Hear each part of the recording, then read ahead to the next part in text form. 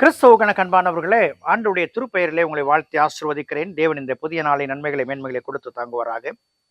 இந்த நாளின் தியானத்திற்காக ஒரு வசனத்தை உங்களுக்கு முன்பாக வைக்கிறேன். அது யாக்கோபு எழுதின கடிதம் 3ஆம் அதிகாரம் 18வது வசனம். நீதியாகிய கனியானது சமாதானத்தை நடப்பிக்கிறவர்களாலே சமாதானத்திலே விதைக்கப்படுகிறது. நீதியாகிய கனியானது இறைவன் தருகிற வாழ்க்கையில the wisdom of God is important. இறை நீதியை இறைவன் தான் நமக்கு தருகிறார். அந்த இறை ஞானம் நம்மிடத்துல வெளிப்படும் பொழுது இறைவனுக்கு உகந்த காரியங்களை செய்வதற்கு ஏற்ற பிள்ளைகளாக நாம் மாறுகிறோம். அன்புக்குரிய விசுவாசிகளே,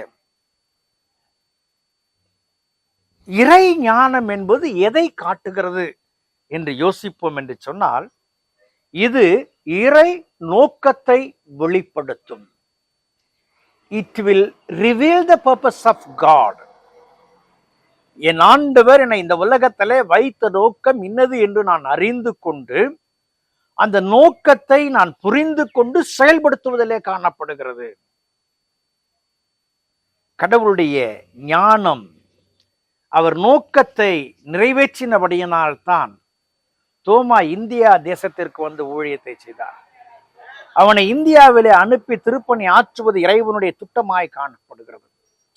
இன்றைக்கும் இங்கிலாந்திலும் பல தேசங்களிலிருந்து அநேக மக்கள் இந்தியாவை நோக்கி பயணித்த பொழுது, ஆப்பிரிக்க தேசத்தை நோக்கி பயணித்த பொழுது, இறைவனுடைய ஞானம் இறை நோக்கத்தை அவருடைய இருதயத்தில் வைத்தபடியினாலே அதை நிறைவேற்றுகிற பிள்ளைகளாய் அவர்கள் பயணப்பட்டார்கள். இரண்டாவது, இறை ஞானம் எதை காட்டுகிறது என்று சொன்னால், it must reveal the quality of God. இது இறைவனுடைய தன்மைகளை வெளிக்காட்டுகிற ஒன்றாய் இருக்க வேண்டும்.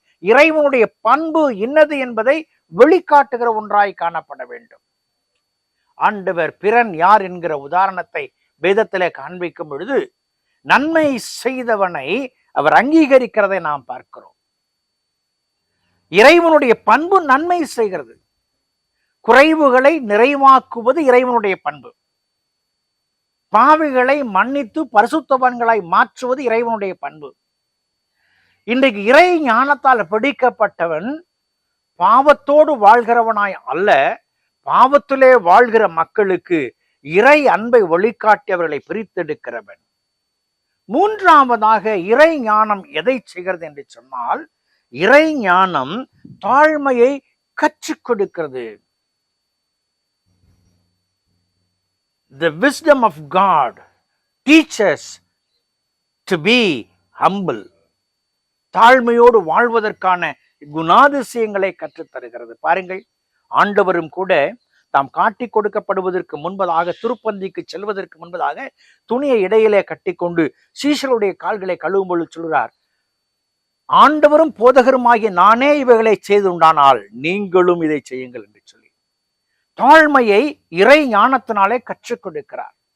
இன்றைக்கு நீங்களும் நானும் இறை ஞானத்துல பலப்பட்ட பிள்ளைகள் என்று சொன்னால், இறைவனுடைய ஞானத்தை, இறைவன் தந்த ஞானத்தை வெளிக்காட்டுகிற பிள்ளைகளாக நம்முடைய வாழ்க்கை அமைய வேண்டும். அப்படி அமையும் பொழுது இறைவனுடைய திருவுல சித்தம் உங்கள எண்ணில வெளியரங்கமாகும் என்பதை மாற்றமில்லை.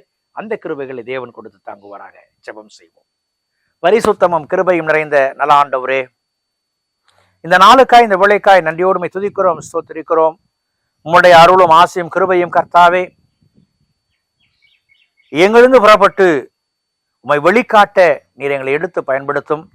அந்த உம்முடைய இறை ஞானத்தினால் எங்களை அபிஷேகித்து காத்துக்கொள்ளும். இயேசுவில் ஜெபிக்கிறோம், ஜெபக்குள்ள பிதாவே, ஆமென்.